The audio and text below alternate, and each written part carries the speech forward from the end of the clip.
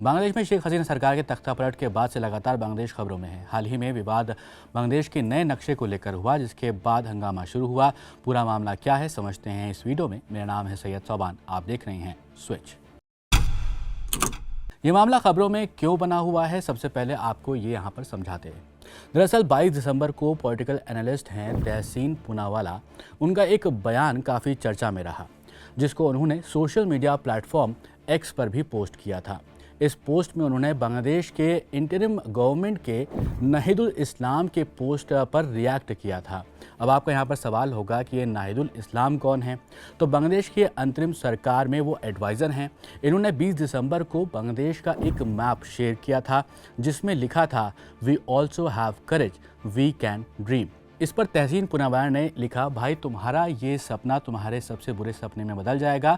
हम तुम्हें दोस्त की तरह मानते हैं, लेकिन अगर तुम सीमा लांघोगे तो मैं वादा करता हूं कि तुम हमसे कभी भिड़ना नहीं चाहोगे। तुम्हारा देश बनाने में हमें 13 दिन लगे, इसे मिटाने में हमें 13 मिनट लगेंगे।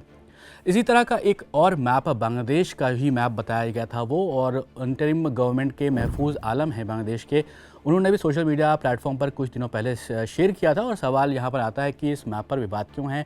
तो विवाद इसलिए है क्योंकि इस मैप में भारत के कई हिस्सों को बांग्लादेश का हिस्सा बताया गया था, जिसमें कि वेस्ट बंगाल, त्रिपुरा और असम के कुछ हिस्से शामिल किए गए थे।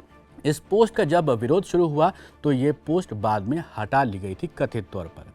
भारत सरकार ने भी इस मुद्दे को संज्ञान में लिया और कड़ा विरोध जताया था। मिनिस्ट्री ऑफ एक्सटर्नल अफेयर्स के स्पोक्सपर्सन हैं रणधीर जायसवाल, उन्होंने एक प्रेस कॉन्फ्रेंस की थी और उसमें कहा था कि हमने इस मुद्दे पर कड़ा विरोध दर्ज कराया है। हमें पता चला है कि जिस पोस्ट का जिक्र किया जा रहा है उसे कथित तौर पर हटा दिया गया है। हम सभी संबंधित पक्षों को याद दिलाना चाहेंगे कि वो अपनी सार्वजनिक टिप्पणियों के प्रति सचेत रहें।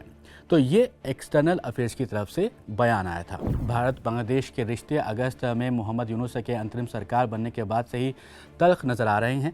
बांग्लादेश ने हाल ही में कई ऐसे कदम उठाए हैं जिसमें भारत उससे इत्तेफाक नहीं रखता है। जैसे पाकिस्तान के समर्थन वाली जमात इस्लामी को बांग्लादेश सरकार ने पहले बैन किया हुआ था, लेकिन तख्ता पलट के बाद उस बैन को हटा लिया गया था। बांग्लादेश की यूनुस सरकार में वहाँ के माइनॉरिटीज़, खास करके हिंदुओं पर हमले किए जा रहे हैं। Hindu Buddhist Christian unity council के अनुसार 4 से 20 अगस्त के बीच में हिंदुओं के खिलाफ हिंसा की 2000 से ज़्यादा घटनाएं दर्ज की गई थीं। इनमें 9 हत्याएं, पूजा स्थलों पर 69 हमले और महिलाओं के खिलाफ हिंसा भी शामिल हैं। वैसे ग्रेटर बांग्लादेश का विवाद शायद आगे ना बढ़े क्योंकि इस पोस्ट को हटा लिया गया है, ऐसा वो दावा कर रहे हैं। उधर ऑफिशियली बांग्लादेश सरकार ने मांग की है कि शेख हसीना को वापस बांग्लादेश भेज दिया जाए, क्योंकि उन पर बांग्लादेश में मुकदमे चल रहे हैं। और बांग्लादेश में अगस्त में तख्ता पलट के बाद शेख हसीना ने भारत का रुख किया था, तब से ही वो भारत में रह रही हैं। फिलहाल इस वीडियो में इतना ही। ऐसे ही वीडियोज़ के लिए आप देखते रहें स्विच।